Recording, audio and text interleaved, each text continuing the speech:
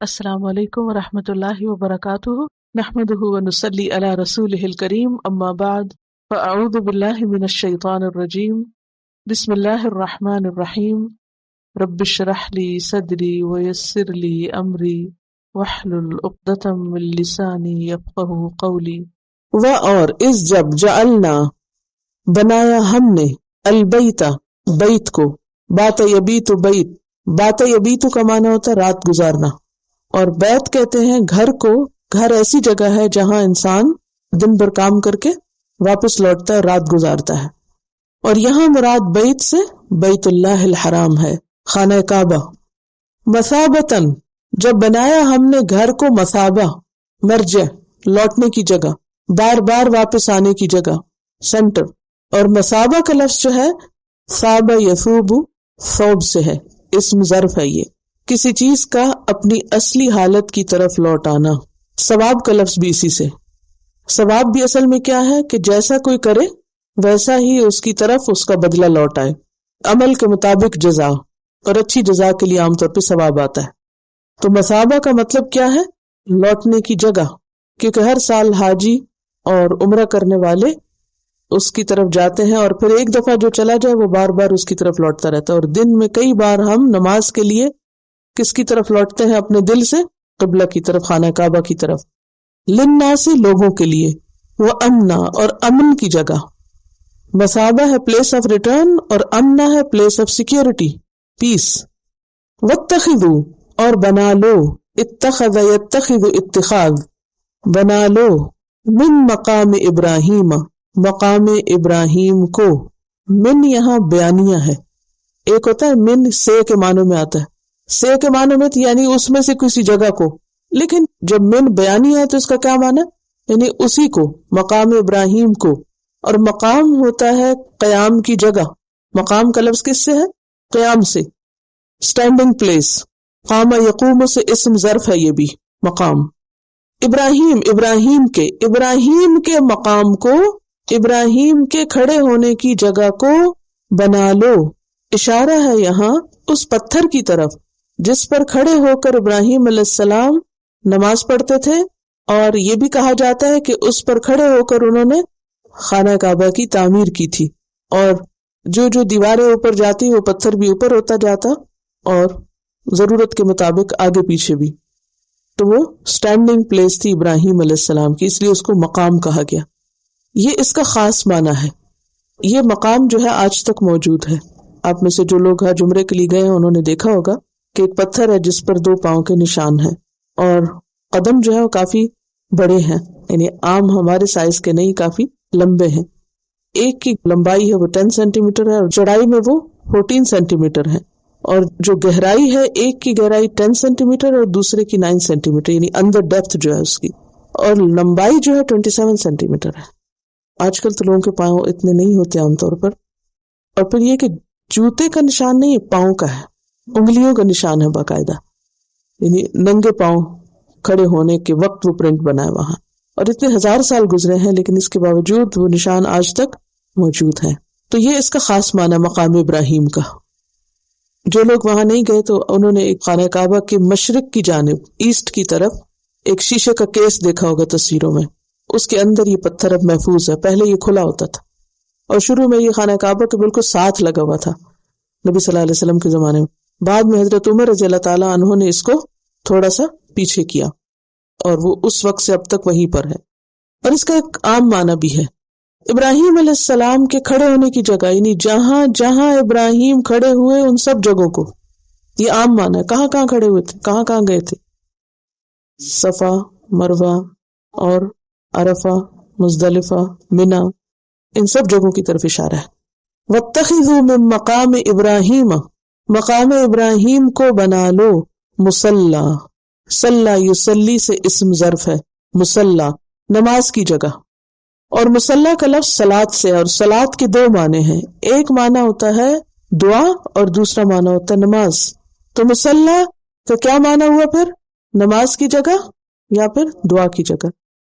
اگر نماز کی جگہ تو پھر طواف کی رکعتیں مراد ہوں گی، اور اگر دعا کی جگہ تو یہ تمام جگہیں جہاں جہاں ابراہیم علیہ السلام نے قیام کیا وہاں پر باقی لوگ بھی کریں. وَأَهِدْنَا اور ہم نے عہد لیا. عہدہ الہ، عہدہ کا لفظ تو عہد سے ہے. عہد کس کو کہتے ہیں؟ پکا وعدہ. اور عہدہ کا معنی ہوتا ہے کسی کے ساتھ عہد کرنا. فعل ہے یہاں، اسم نہیں ہے. عہد یعہد، اور لفظی معنی اس کا ہوتا ہے مسلسل نگرانی کرنا، واچ کرنا. اور چونکہ عہد کی بھی نگرانی کی جاتی تب وہ پورا ہو سکتا ہے. اگر آپ کر کے بھول جائیں اور کوئی اس کا دھیان نہ رکھے تو وہ عہد نہیں رہتا، وہ کیا ہو جاتی ہے؟ بد عہدی. اور عہدہ کے ساتھ جب الہ ہوتا ہے، یعنی جیسے یہاں پر آیا ہے، تو اس کا معنی ہوتا ہے کسی کے اوپر کوئی شرط عائد کرنا، اس کے لیے لازم قرار دینا. عہد کس کو کہتے ہیں؟ وعدے کو. اور عہدہ کا کیا معنی؟ وعدہ لینا. اور آگے یہ جو الہ آ گیا ہے تو اس سے کیا معنی ہو گیا؟ کسی کے اوپر لازم کر دینا، پابندی کرانا وعدے کی. ٹھیک ہے. عہدہ الہ، ہم نے شرط عائد کر دی، لازم قرار دے دیا، پابندی کرنے کو کہا، عہد کی، وصیت کی، تاکید کی، ان سب معنوں میں آ رہا ہے. الہ ابراہیم، ابراہیم علیہ السلام کو، و اسماعیل اور اسماعیل علیہ السلام سے ہم نے عہد لیا، پکا وعدہ لیا، ان کے اوپر لازم قرار دیا، ان یہ کہ طہرا دونوں پاک رکھنا، طہر یطہر تطہیر پاک صاف رکھنا، ظاہری یا باطنی طور پر پاک کرنا، دونوں طرح استعمال ہوتا ہے، ظاہری طہارت کے لیے بھی اور باطنی کے لیے بھی. بیتیا میرے گھر کو، کیا مراد ہے؟ کعبہ کو. کس کے لیے؟ للطائفین طواف کرنے والوں کے لیے. طائف کی جمع، طائف ایک سٹی کا نام بھی ہے. کس کے وزن پر ہے؟ فاعل. روٹ کیا ہے؟ طا واو فا، طواف اسی سے ہے. طاف یطوف کا لفظی معنی ہوتا ہے چکر لگانا، گھومنا. طواف گھومنا، چکر لگانا. والعاکفین اور اعتکاف کرنے والے. عاکفین کس کی جمع ہے؟ عاکف کی، نام بھی رکھتے ہیں لوگ. اعتکاف کرنا، عاکف یا عاکف، خود کو روکنا. عاکفہ کا کیا معنی؟ خود کو روک لینا. اور یہاں مراد کیا ہے؟ تعظیم کے ساتھ کسی جگہ کھڑے ہونا.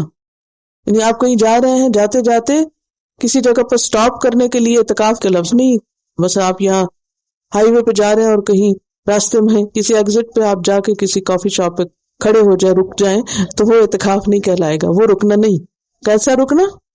تعظیم کے ساتھ رکنا، عبادت کی جگہ پہ رکنا.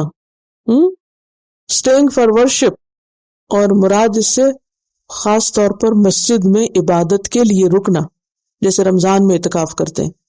والرکع اور رکوع کرنے والے، راکع کی جمع. اور رکوع کس کو کہتے ہیں؟ عاجزی سے جھکنے کو. السجود ساجد کی جمع، سجد یسجد سے جھکنا، عبادت کے لیے جھکنا. ان سب کے لیے گھر کو پاک رکھنا. وَإِذْ جَعَلْنَا الْبَيْتَ مَثَابَةً لِلنَّاسِ اور جب ہم نے اس گھر کو یعنی خانہ کعبہ کو لوگوں کے لیے لوٹ لوٹ کے آنے کی جگہ بنا دی. یعنی اس گھر کے اندر اتنی کشش رکھ دی کہ پلٹ پلٹ کے لوگ اس کی طرف آتے ہیں. اور یہ ایک حقیقت ہے نا. کیا جو نہ گیا ہو اس کو یہ بات سمجھ بھی نہیں آتی کہ بار بار جانا کیوں. وہ کہتا ہے بس ایک دفعہ میں پہنچوں. اور جو ایک دفعہ پہنچ جائے وہ کیا کہتا ہے؟ پھر آؤں، پھر کب آؤں گا. میرا خیال ہے ہر جانے والا وہاں جا کے یہ دعا ضرور مانگتا کہ اللہ یہاں پھر لے آنا. تو یہ اس گھر کے اندر اللہ نے خاص کشش رکھی. اور یہ گھر اللہ سبحانہ وتعالیٰ نے ابراہیم علیہ السلام سے بنوایا تھا، اور اس کی جگہ اللہ تعالیٰ نے خود بتائی تھی. تاریخ میں اس کی ڈیٹیلز آتی ہیں کہ سب سے پہلے فرشتوں نے یہ گھر بنایا تھا، پھر اس کے بعد آدم علیہ السلام نے تعمیر کیا، پھر اس کے بعد طوفان نوح میں جب یہ ڈوب گیا تو پھر شیس علیہ السلام نے اس کو بنایا تھا، پھر اس کے بعد ابراہیم علیہ السلام نے بنایا. وَإِذْ بَوَّأْنَا لِإِبْرَاهِيمَ مَكَانَ الْبَيْتِ سورۃ الحج میں آتا ہے. اور ابراہیم علیہ السلام نے جب یہ گھر تعمیر کیا تھا تو دعا بھی کی تھی، فَجْعَلْ أَفْئِدَةً مِّنَ النَّاسِ تَهْوِي إِلَيْهِمْ کہ اے اللہ لوگوں کے دلوں کو اس گھر کی طرف مائل کر دے، لوگوں کے دلوں میں اس گھر کا شوق پیدا کر دے.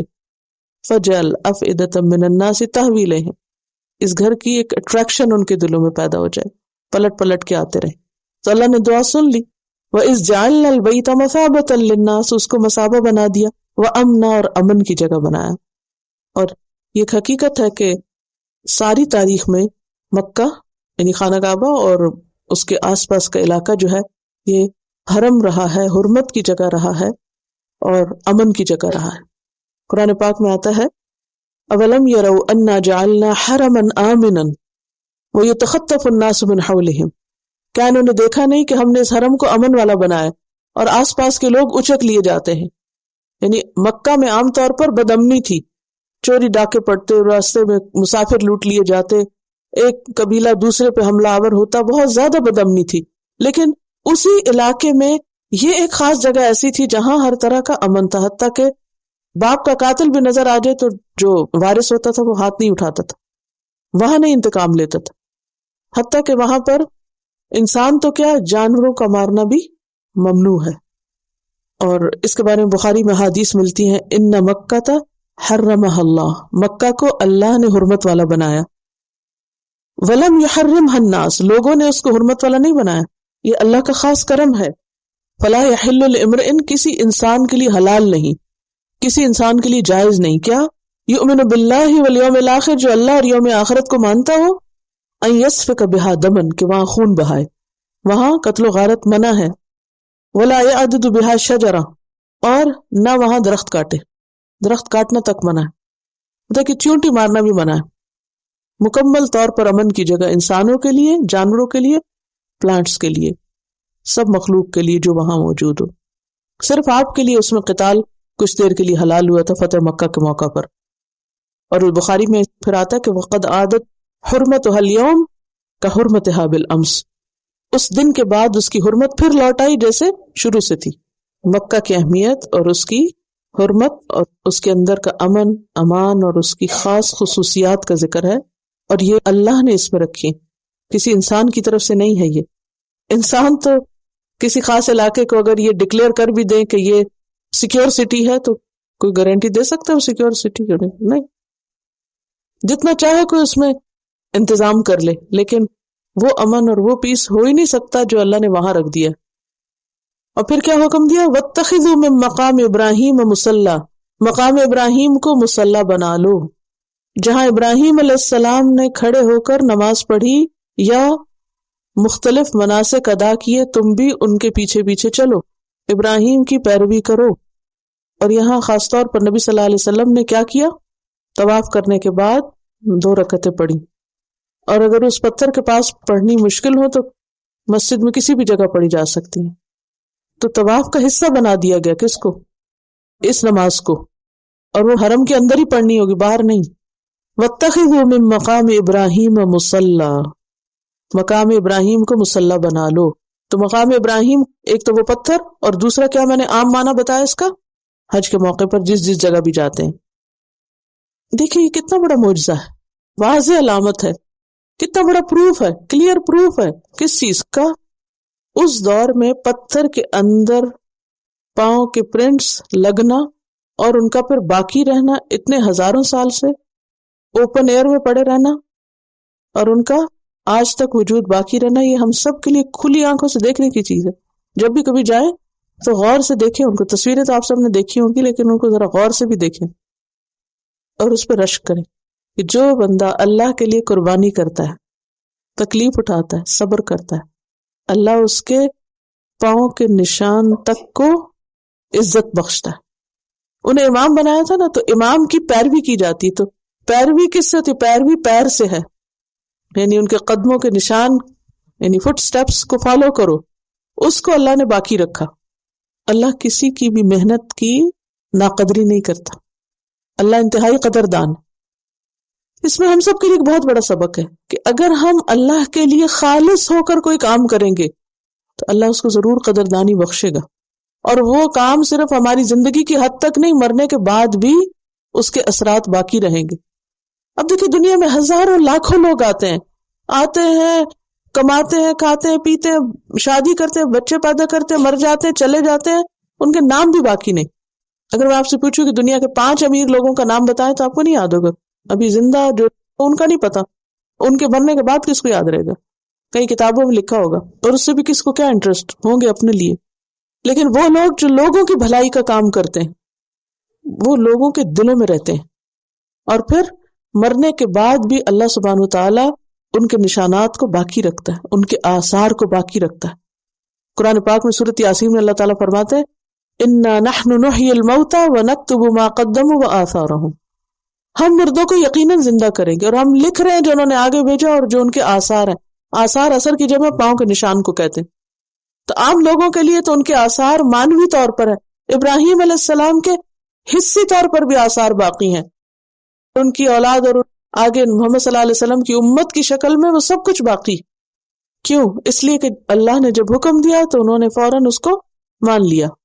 پیاری ترین چیز اللہ کی راہ میں قربان کرنے میں دیر نہیں کی. تو اللہ کی راہ میں اپنی محبتوں کو قربان کرنا اللہ کے قرب کا ذریعہ بنتا ہے.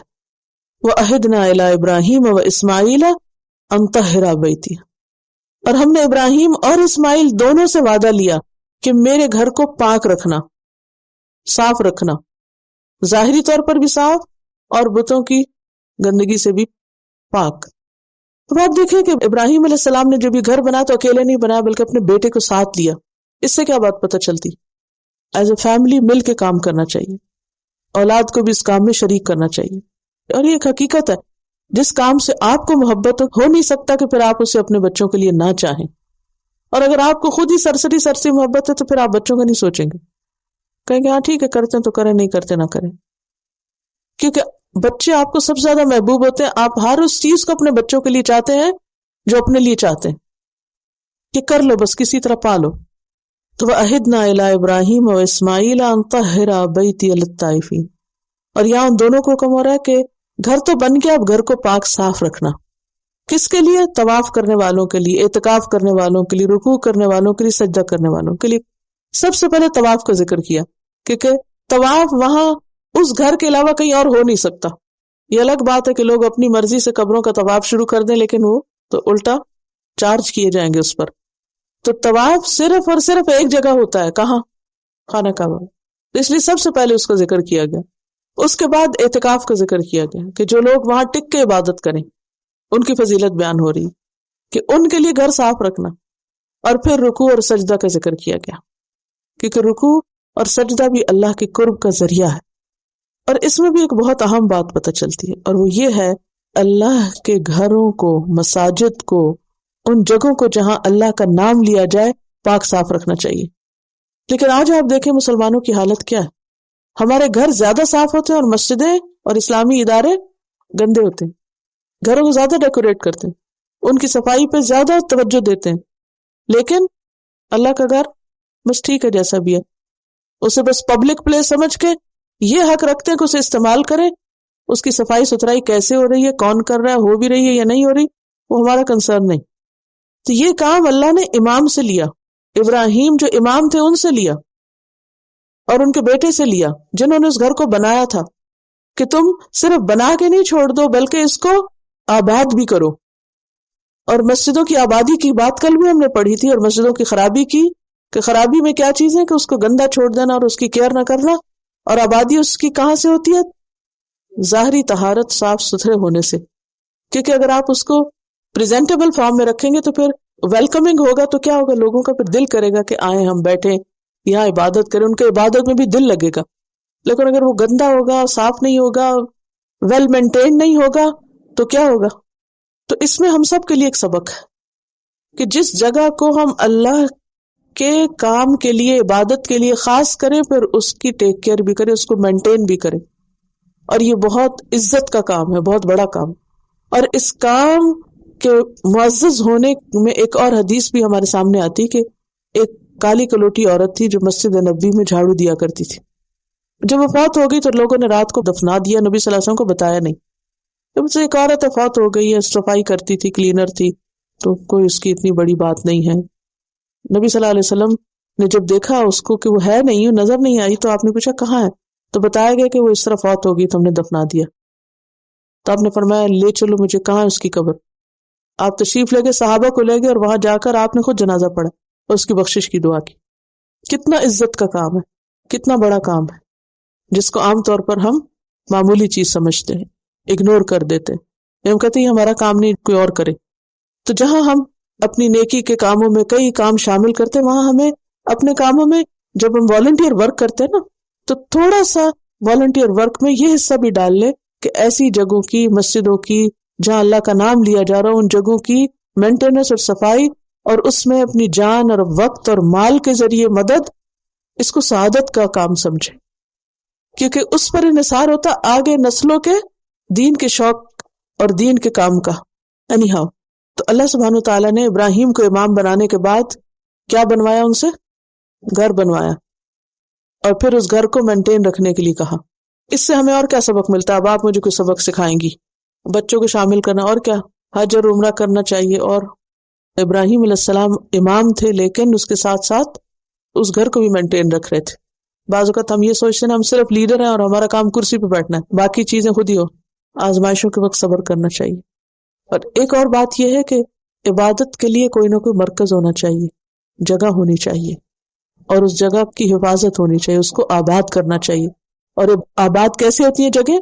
لوگوں کے آنے جانے سے، مل کے۔ اب آپ یہاں دیکھیے، طائفین مل کے طواف ہے نا، جمع ہے، عاکفین مل کے اعتکاف، رکع راکع کی جمع، مل کے رکوع سجود، مل کے سجدہ، اکٹھے کام کرنا۔ سبحانک اللہم و بحمدک نشہد ان لا الہ الا انت نستغفرک و نتوب الیک۔ السلام علیکم و رحمۃ اللہ وبرکاتہ۔